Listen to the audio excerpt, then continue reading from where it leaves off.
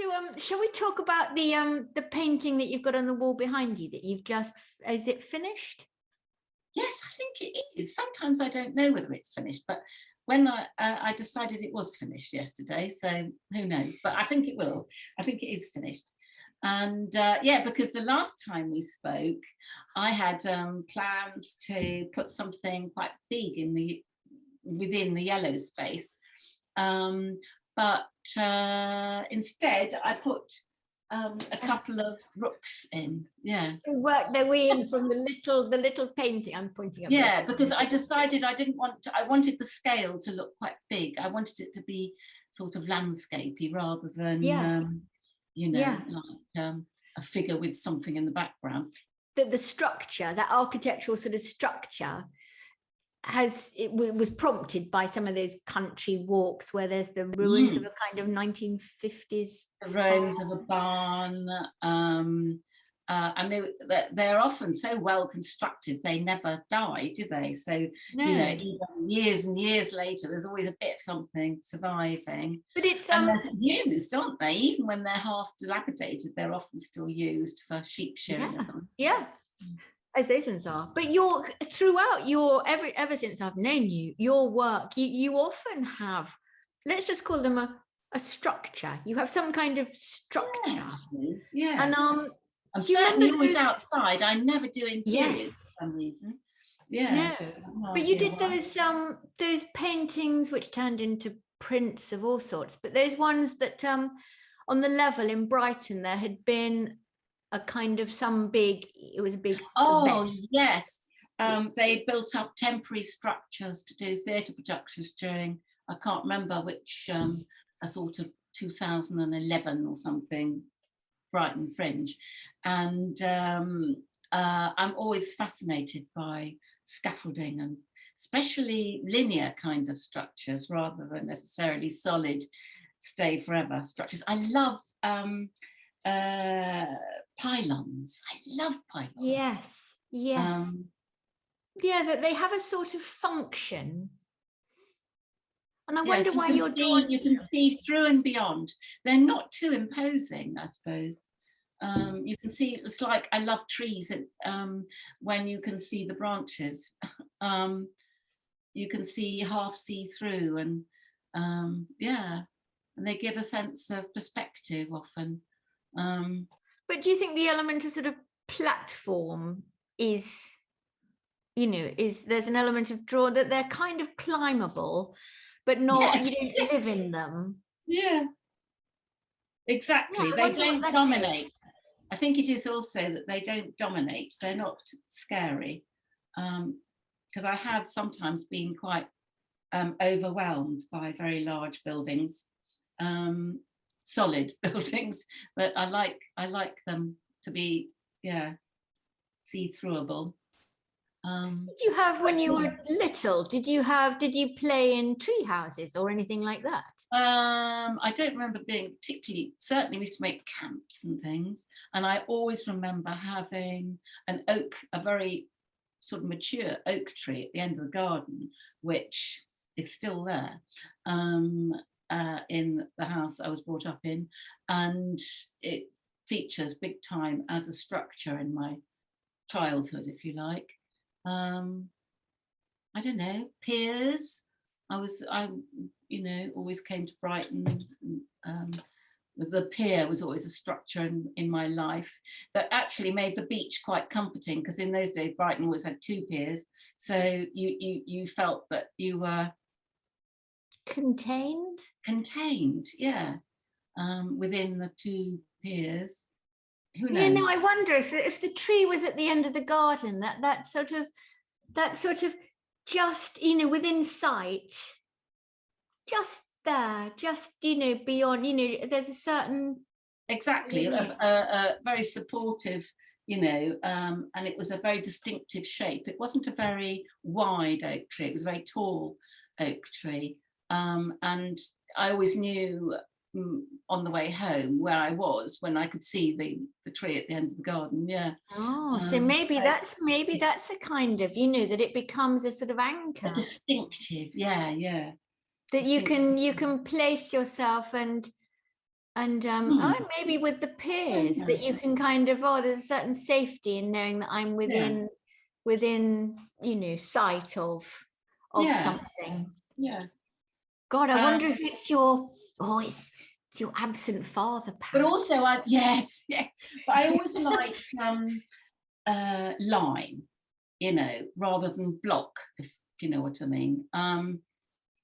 Yes, you do. So I do like descriptive line and structural line. Yeah. So yeah, I think there's all sorts of even kind of formal elements that I like about the you know, the pylon or the skeleton building. No, I think I'm on a roll with doing that kind of. I've got a few more I think I want to explore using that. Also, the other thing that's interesting about linear structures is that you've got shapes within shapes. Yes. And things sit within, you know, they can balance on the, maybe even that's why I quite like the scale of the rooks I've been doing, because they can sit within the shapes, you know. Yeah, no, I'm my own head is just, the word contain and within sight, you know, they're very relevant, aren't they? Yeah. And except, you know, as I say, I've never painted like interiors. I don't like to be no, you don't want to be pinned down or confined or so the containment is within sight, but you are very separate from it. And and the big painting that you've been working on, I mean, I love that kind of block of yellow, and you made that reference the other day when you were talking about it being sort of like the rapeseed fields, and that sort of dash of strong color. But the painting that you've been working on, it looks like there's you know, there's some underpainting going on, and then I've kind of semi-covered it up. And yeah, I've discovered a new painting tool, which I'm very excited about, because it allows me to forget the brush, the big brush. They're really expensive, and this covers so well. It's a palette thing. It's like it's like a freezer de-icer thing, isn't it? I mean, no, it's a good home base number, 2-inch spatula. You can get them smaller and larger, and you're literally smearing the paint on. Yeah, and it does a really thin glaze, so it doesn't block its cover up. It's really good, and also you can create a really good edge, you know, and it even leaves little kind of tide lines of straight edge. I'm very excited about it. So I'll be doing more and more spatuling. That is, And then you know, you can draw on top, and it hasn't left too thick a layer. My oil paint dries, because I use oil paint, and there can be a problem in, you know, waiting for a certain layer to dry before you can paint on top easily anyway. And so yeah, it does a really thin smear, but you can use the corners and still kind of scratch into it, or you can butt up to the edge like I am on the screen, you know. You can sort of I love that. That's a very good thing to do, just using your screen to show us your mark making. And because and that's another thing I found I'm doing. If I freely draw on the canvas, and then I find it's just too busy, and I want a bit of which is kind of how that yellow bit functioned. I felt I created it, it was getting too busy, so I just painted out some of the busyness. Blot it out, and and you can do it wonderfully rapidly. I got very excited. I did. I was splashing the paint around all over the place, got elbow deep. And another thing, I'm working on several at once, which also helps because letting one dry. And before, I've always you know, pursued one painting continually. And I think it's a really good idea sometimes, because you can make rather rash decisions sometimes on the one painting. Yeah. So, but does that blur kind of, so whatever sort of idea or narrative you're kind of pursuing, do you end up kind of duplicating or? Well, yeah, I definitely feel I'm working in series now, because the pink one, yeah, that had all sorts of things going on underneath, and I went. You pinked it out. Yeah, but leaving I liked the fact that I could leave bits out. Yeah, which was good, and also it recreates my collage effect, which I quite liked achieving in my sketchbook. So yeah, I can create collage back to front almost, not by slapping on top, but by masking out and covering up, and windowing.